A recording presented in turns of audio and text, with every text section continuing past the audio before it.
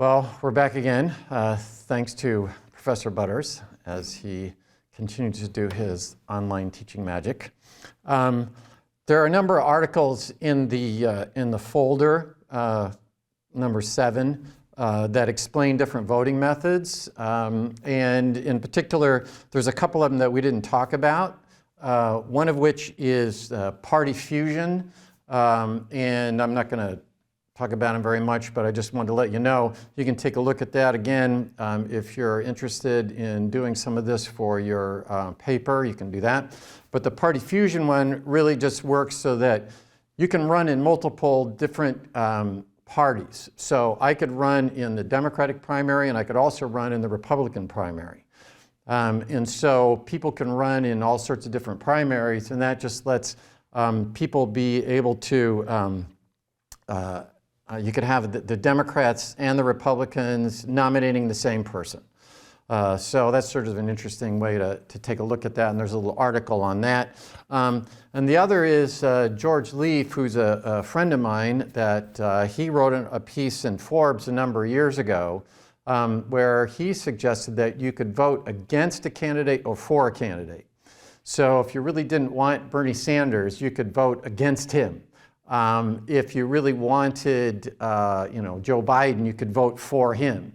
And then what you'd do is you would add up the totals. So if you had 6 positives and 2 negatives, you'd end up with a 4. And so it's sort of interesting that you could, if there were candidates that you really didn't want them to win, you could vote against them. So it's sort of an interesting way to look at that. All right. So now we're going to talk about proportional representation. And the point is that a minority party, in the way we do it, in winner take all, may not get any representation at all, right? So if I were to win the Michigan 7th congressional seat by 10 votes, and I'm a Republican, then the Democrats wouldn't have anybody representing them from that district. And in particular, if you look across the 435 congressional districts, it's possible the Republicans could win by 10 votes on all 435 of them, and then they would get all 435 congressmen, and the Democrats wouldn't get any. So there's an attempt to sort of think through how we might get around this problem. Also, when you look at how the winner-take-all program works, if you were to have what we call gerrymandering, you've probably heard of gerrymandering, and so what that does is you try to set up the districts and carve them out in order to favor particular parties, right? So you'll carve out oddly shaped districts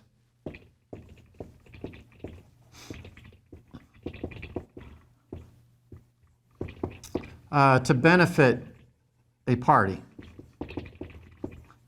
So, for example, if this were Michigan, what you might do is, if you think that there's the Democrats tend to be located in Wayne County, what you might do is draw the district boundaries so you clump all the Democrats, or a large number of the Democrats, into one district, and then have it drawn so that the Republicans have a significant majority in all the rest, because you've concentrated all the Democrats into one spot. So you could draw really weirdly shaped districts, which is, there's some provisions against that in different states, right? Because the states draw the boundaries. And so different states have different rules and about how you have to draw the boundaries, and what committee, who gets to decide how to draw the districts. Is it the state legislature, and do they get to appoint a committee to do that, and et cetera. But there's some discussion about when the Republicans had a get a majority of the congressional seats when they actually have a minority of the number of people that voted in the last election, or things like that. Another reason that might happen is when we're drawing the district boundaries, it might be that people who tend to think a certain way or have certain socioeconomic status, they tend to vote in the same fashion. And if they tend to live together, they tend to live in the same neighborhoods, then they're clumping by where they, by their socioeconomic status in terms of where they live, will result in a conglomeration or an abundance of their voters being located in one spot, and so they don't get very many of the different representatives. So if, for example, if let's say all the people with incomes less than $50,000 lived in one area of Michigan, and they all happened to vote Republican, let's say, and then what would happen is they maybe would only get one congressional seat because they were so concentrated in where they were. So there's a lack of competition in congressional districts turns out to be the case. That is, they tend to be solidly Republican or solidly Democrat. In fact, there's the Cook Political Report.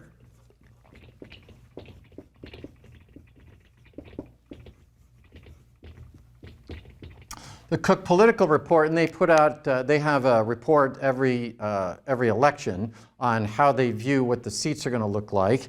And I looked at the most recent one for the 2020 election that just came out not too long ago. If you look at solid Democrats, this is for 2020.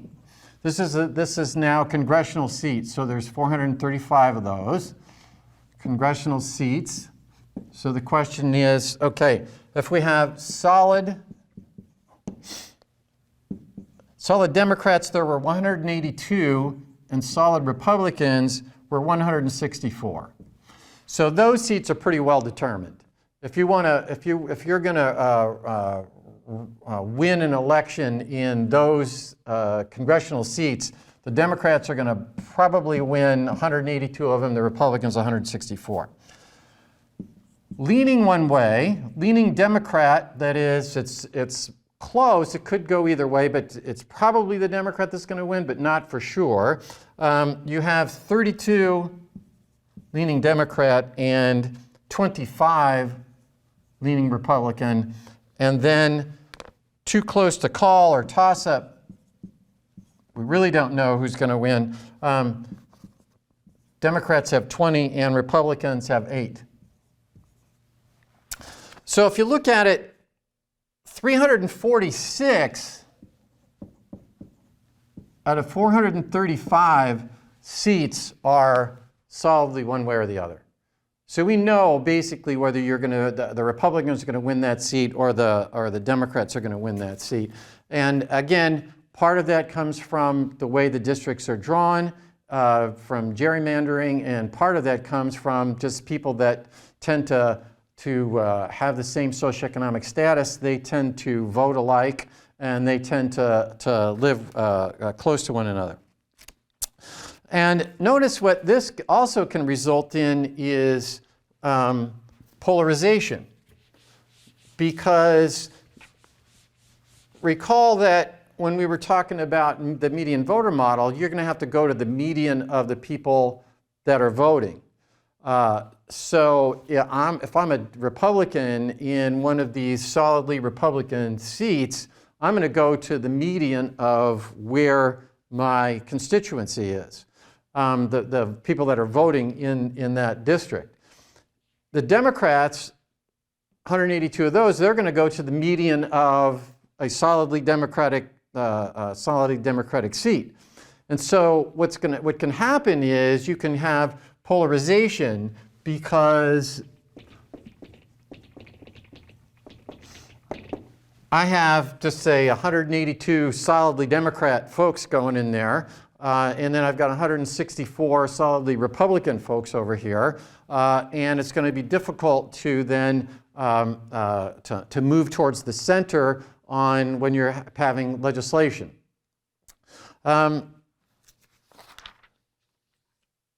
So the question is then, how do you deal with this sort of problem of minorities, minority parties not getting or minority voters in terms of who did not win the majority? So if you're a Republican in an area that that was won by a Democrat, then you don't have a congressperson there to represent you. How do you deal with this lack of representation of minorities, or a reduced representation of minorities? And so that led John Stuart Mill to take a look at how about having a proportional representation. And he wrote a book in 1861 called Representative Democracy.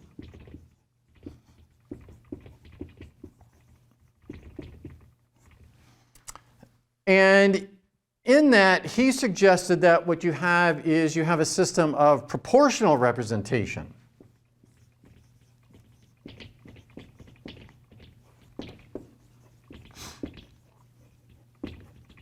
Proportional representation. So that if your party got 1/3 of the votes, then your party would get 1/3 of the representatives in the legislative body, let's say in the parliament. And that would seem to work out pretty well. The problem is, what do you do about when you have fractions? That is, suppose that we have 3 parties. Okay, so we have 3 parties. We have Republicans, and we have Democrats, and we have liberals. And we have 3 representatives from our district. Okay, so our district's got, so we're going to get 3 representatives.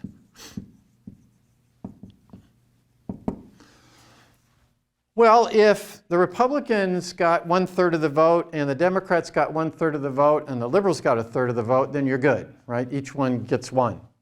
But what are you going to do if, if the Republican got 1/2 of the vote, and the Democrat got 1/4 of the vote, and the liberal got 1/4 of the vote, right? How are you going to divide that up? So that led to, there's a number of suggestions on how you might deal with this. One way of dealing with it is what John Stuart Mill suggested, and he suggested it's called the single transferable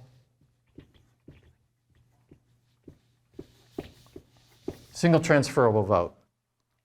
And there are 2 examples in the book, in your folder, in the Wolfram 415 folder, under this section on voting alternatives and proportional representation. One of which is just an example of how proportional representation works, and one is an example that uses a fictional Academy Award nomination for the best movie of the last 20 years or something like that, and it works through how this thing works. So the way it works, though, is the voters list. The voters list who they're voting for in order of preference. Okay, so we've seen this before when we were looking at alternative voting mechanisms. And so the way it works is then a candidate is in if it meets a certain criteria. Okay? It has to meet this criteria, and that's called the droop quota. That is, if you get that many votes, then you're elected. Okay? So what the droop quota is is the number of votes cast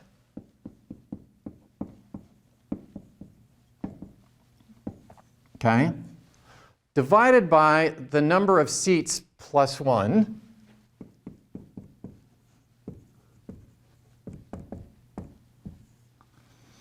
and then then you have to add 1 plus 1. Okay? So number of votes cast divided by the number of seats that are available plus 1, then plus 1. So if a candidate gets the Droop quota, they're in. Okay? Candidate gets the Droop quota, they're elected. Okay? Then what happens is any excess that they have over the Droop quota, and I'll give you here an example in a minute.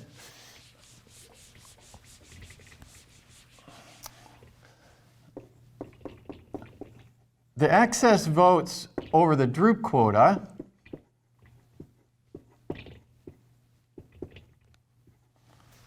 they are passed on to the candidate, the next preferred candidate of the people that voted for them. So everybody who voted for who was elected gets their proportional share of the excess, okay, to put with their next preference. Okay? So if a candidate has an excess number of votes beyond the Droop quota, then everybody that voted for them gets their share of the excess, and they get to put it with their second preferred candidate. So then what you do is you do it again. That is, did anybody else meet the Droop quota?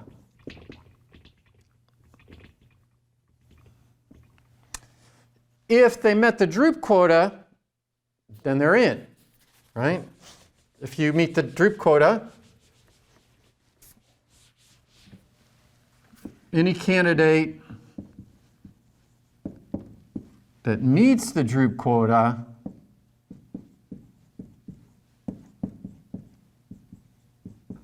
they're in. And then you do the same thing. That is the excess of whatever their excess, you get your proportional share of the excess, you pass it on to the next preferred candidate for you. Check and see if anybody's got the Droop quota. If they do, they're in. But suppose that no one has it, right? Okay, suppose no one has the Droop quota. We'll just put DQ for the Droop quota. Then what happens is you throw out the candidate that has the fewest first place votes, right? So you eliminate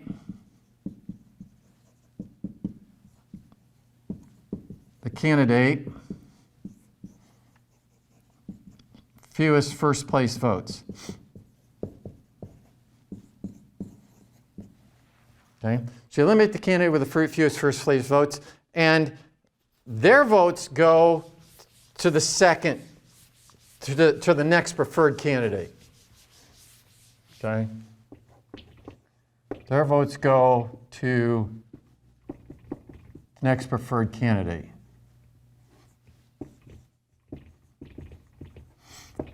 And what happens is you just keep repeating this. Like if no one hit the Droop quota, then you would throw out the next candidate that had that had the lowest number of votes, and then those votes would go to the candidate that was the next preference, and you just keep going until all the seats are done. So let me give you an example. Right?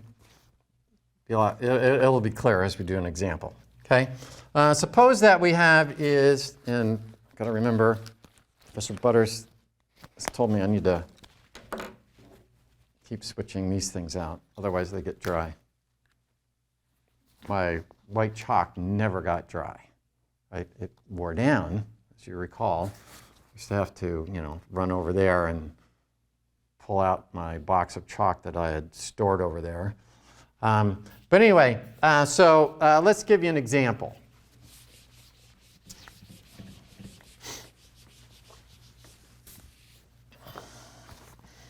Suppose you got 3 seats.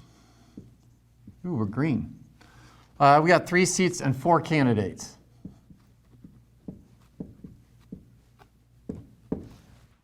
Okay, so I got 3 seats and 4 candidates.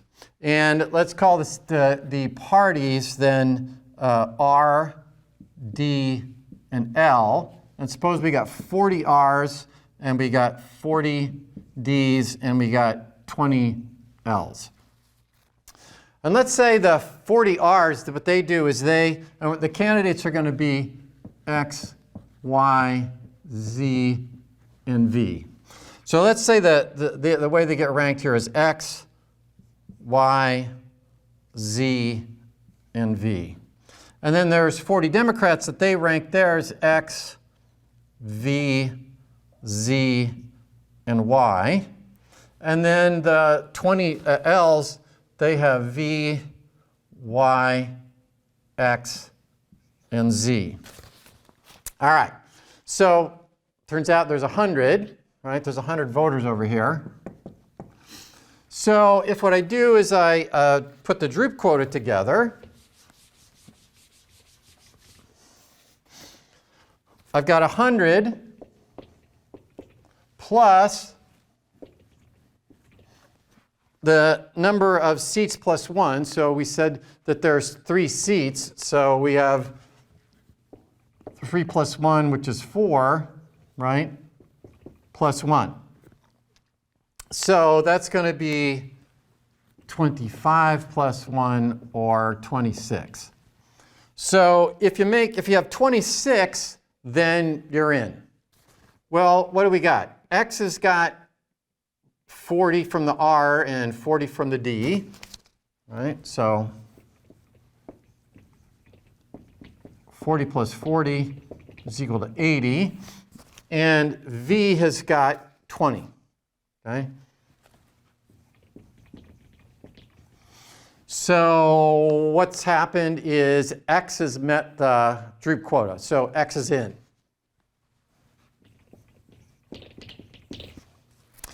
And so what is X, what's their excess? Well, they got 80 minus 26, so that's 54 should be. So there's a 54 excess. So there's 54 excess votes, and there's 80 people who have voted for X, so they each get their share of that excess. So they each get 54 divided by 80, which turns out to be 0.675.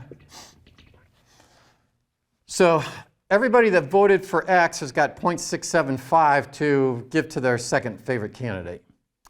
Well, that means Y has got 0.675 times 40. Okay. Y gets 0.675 times 40. And that is equal to 27. And V gets the 0.675 times 40.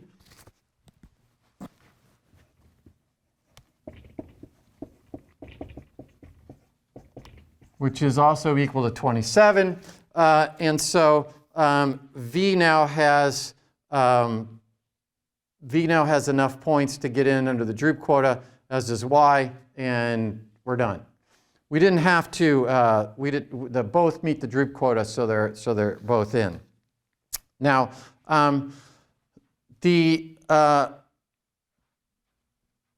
if we have the in this particular instance, we don't have to throw anybody out or do anything like that. And so if you look at the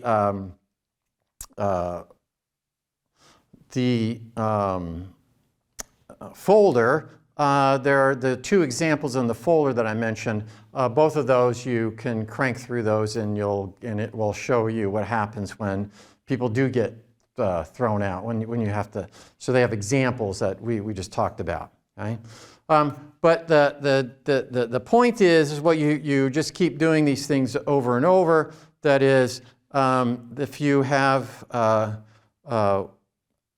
actually, now that I notice what I just did here, V already had 20 votes, and so they got the additional. So I forgot, V already had the 20 votes. So V's now got 67 votes, right? So V got an extra 27, and V had 20 over here to start with, and so they picked up the 27 over here, and so they now have the 20 plus the 27, so V's got 47, and so they met the Droop quota and Y met the Droop quota, and so they're all elected, okay? So again, you can take a look at the examples in the folder that give you a little more detail in terms of going through how the Droop quota works and what happens if people don't meet the Droop quota and you have to throw folks out and then their votes go to the next person. All right. So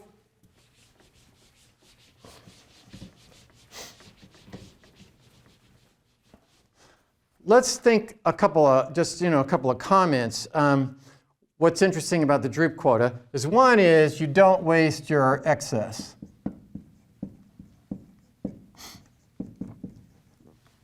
Right?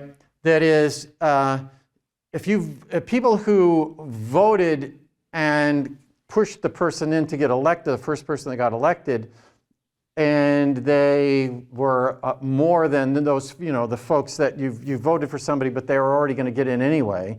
It's not like you're wasted your vote because you get your share of the excess to pass on to the people that are second in your preference. Second is you get to list all your preferences. Right? I don't just get to vote and say, okay, this is my favorite. I get to list down where everybody is in terms of their preferences. You could still get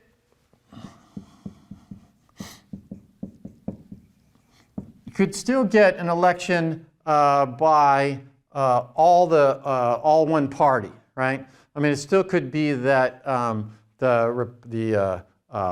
it's possible that the Republicans could win all the seats. You still could get one party winning.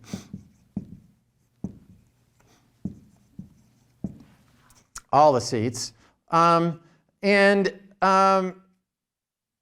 There's really no analytic justification for this.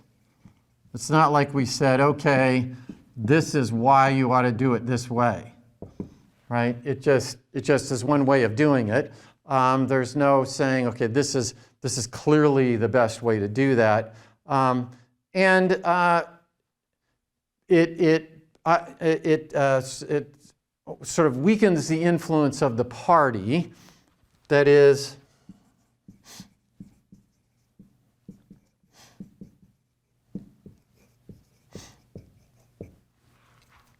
in that you have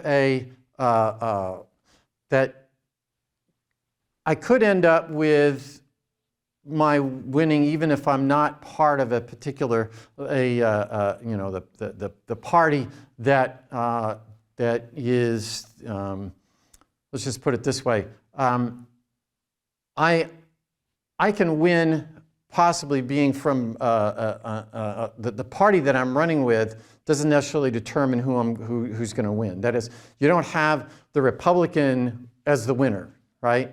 I don't have to join the Republican Party, and then if I were running in Michigan in the 7th district here, I'd probably want to be in the Republican Party in order to win.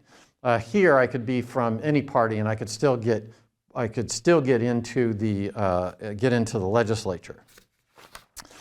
All right. Another way of doing the proportional representation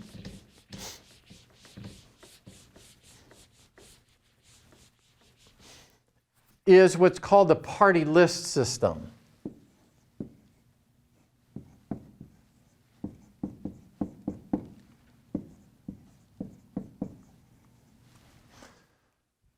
And in the party list system, the way it works is that you don't vote for candidates, you vote for the party.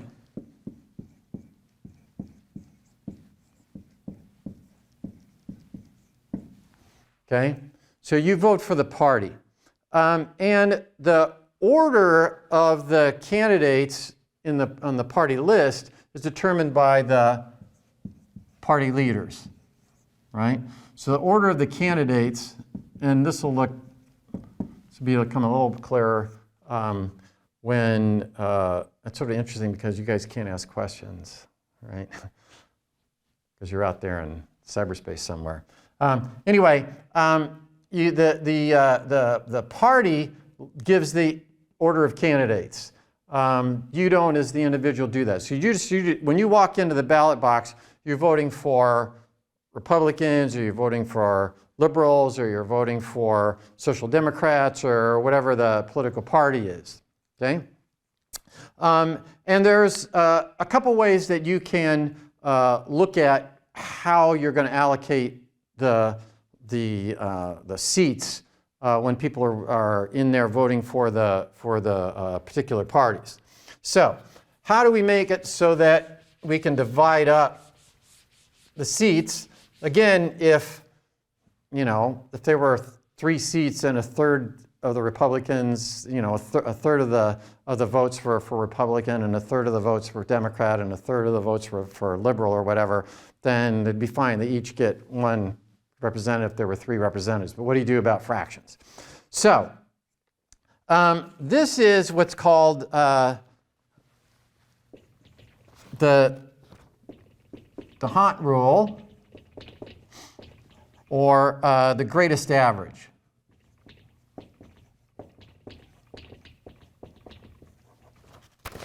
Okay?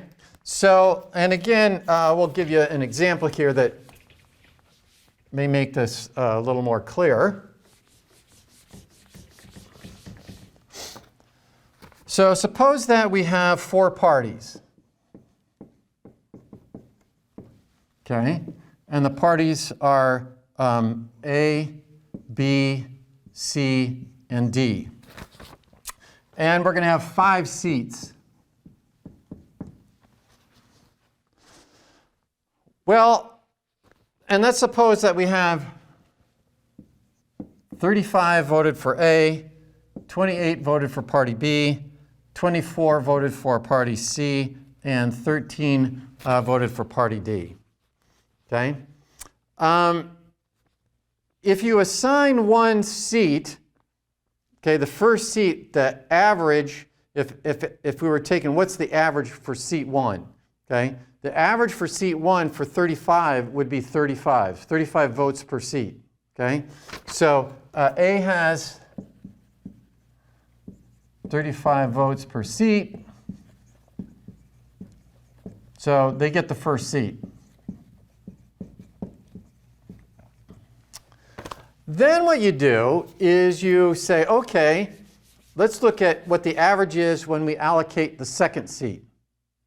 Okay, so again, if we have A, B, C, D, and we have 35, 28, 24, and 13, now if this is the number of seats, if A got 2, well, then they would have 17.5 as their average. Again, if B gets 1, C gets 1, D gets 1, they would have 28 as their average, they would have 24 as their average, and they have 13 as their average. So in this case, B gets the second seat, okay? Because if they have one seat, they would average 24. If A had two seats, they'd average 17.5. If C had one seat, they would average 24. If D had one seat, they would average 13. Okay? So B gets the second.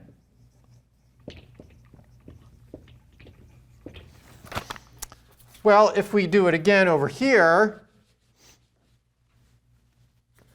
now what would happen is if we have the A's got two seats already, okay? If we gave the second seat, if we gave a second seat to B, and then 1 and 1, then A would still have the 17.5, right?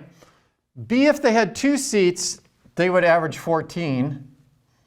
C, 24, and D, 13. All right, so C gets the third seat.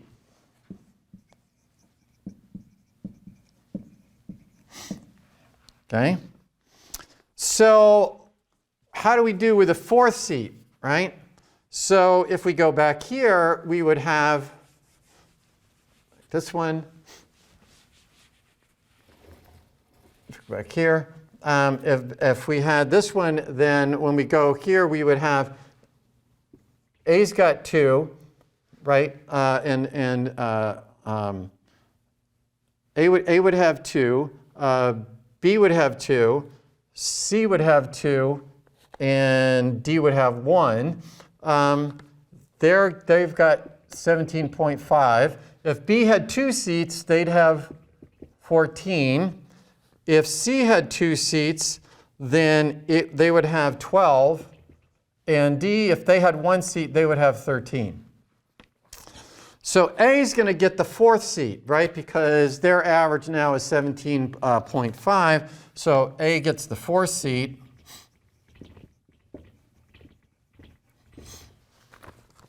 And that would take us down to the last.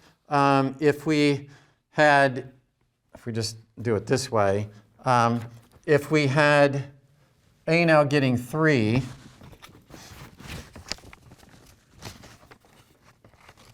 if A got that fifth seat, they would then have 3. B, if they got that next seat, they would have 2. And C got it, they would have 12. Excuse me. They would have 14, they would have 12, they would have 13. And so B's got excuse me, it's not 17 any longer, right? Because they've got 3.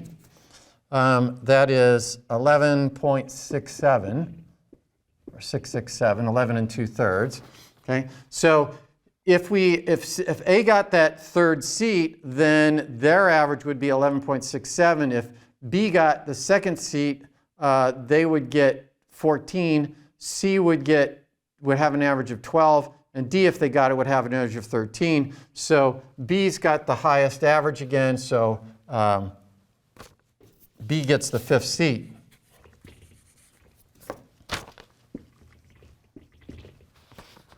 So in the end, what happens? A got 2, B got 2, C got 1, D didn't get any, okay? So each time what you do is you go through and you say, okay, if they get the seat, who's got the greatest average, right? So as I said, when we started out, when we assigned that first seat, then A had just with 1, they'd have an average of 35. So that was the highest they get it. Okay. But then we looked and we said, okay, if that next seat went to A, so they had 2, their average would be 17.5, which was less than if B had 1 seat. Okay.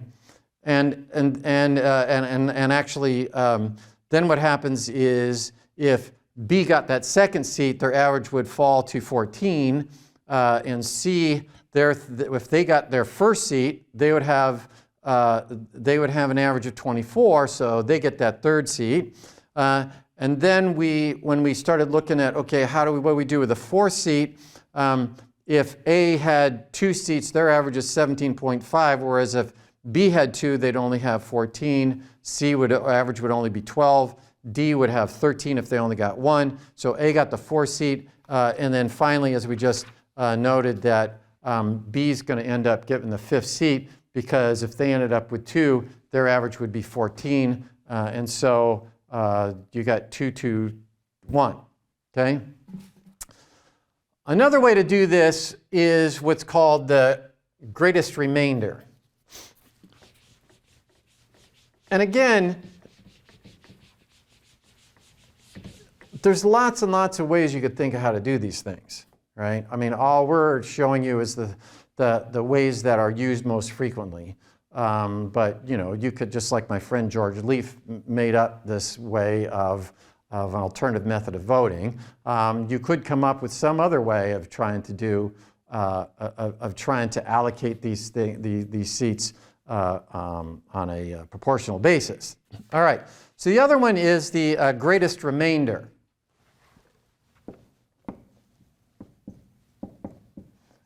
The greatest remainder.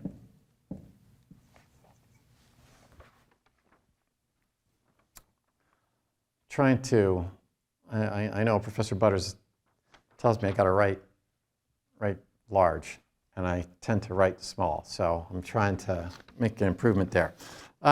So what you do is you divide the total number of votes by the number of seats.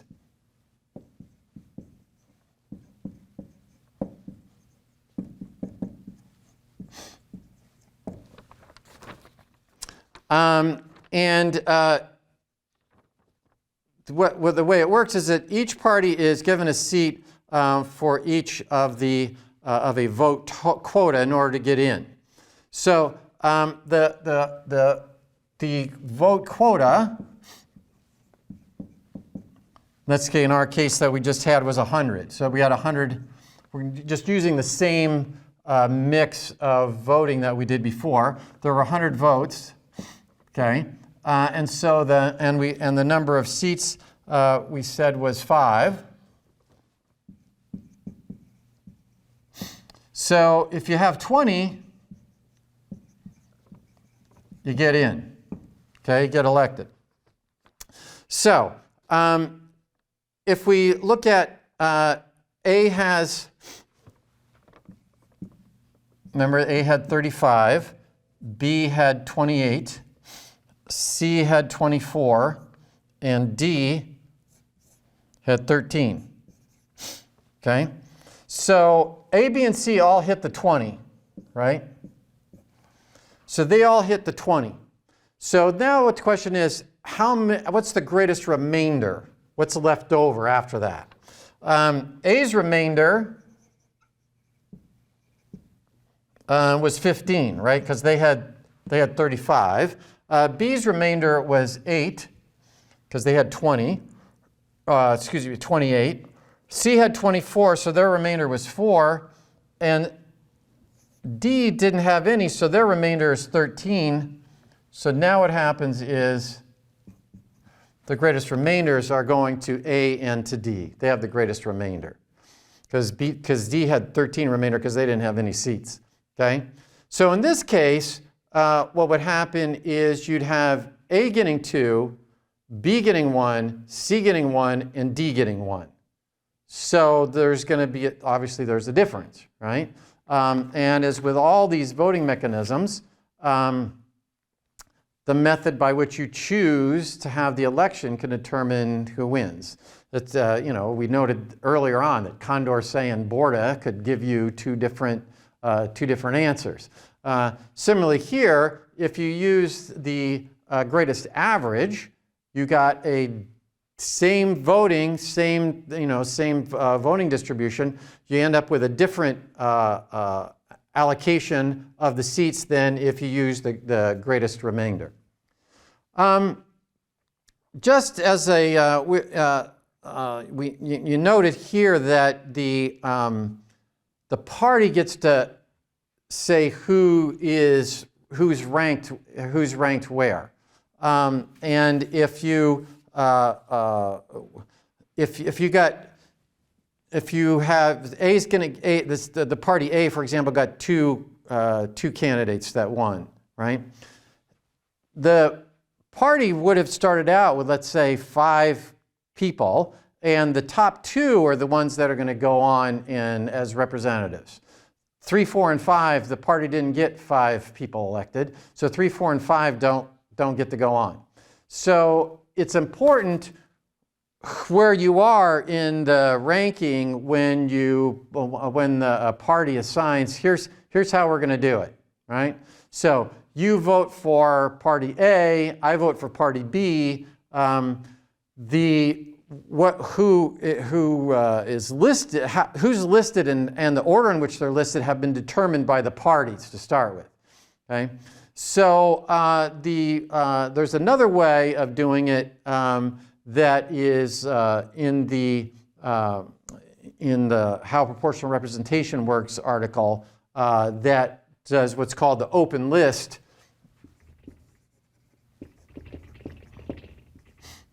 The open list way of the open party list way of doing it says that what you do is you get to go and you vote for a particular candidate and of the candidates that are listed, and not the party. And then what happens is if you vote for a candidate in the Republican Party, let's say, if you vote for a candidate in the Republican Party, then the Republican Party gets that vote. If I vote for somebody in the Democratic Party, then the Democratic Party gets that. And so the number of people that go on from that party to the parliament is determined by how many people voted for that party. And then the candidate that goes from that party is the candidate that gets the most votes from the people that voted within that party. So it does give you rather than the party assigning who gets to go, the individual voters influence who gets to go. But that, again, in the you can see that in the article on how proportional representation works. All right, with that, we're going to finish, and then we'll move on to the next subject that we're going to be talking about, which is rent seeking.